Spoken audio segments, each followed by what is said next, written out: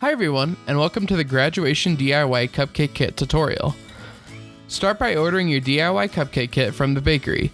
You can customize your kit by selecting the icing color and either white or chocolate cupcakes. Each kit contains 6 cupcakes, 3 bags of icing, sprinkles, and 6 graduation toppers. Begin by cutting a small opening at the end of each bag of icing. You will also find that pouring your sprinkles onto a small plate will make decorating much easier. Now you're ready to get creative. Top each cupcake with the icing and sprinkles. Here are a few ways to decorate your cupcakes, or you can come up with your very own unique and personalized designs.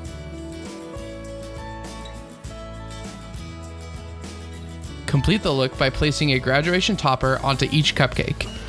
And there you have it. Your beautiful cupcakes are ready to place on a plate of your choice.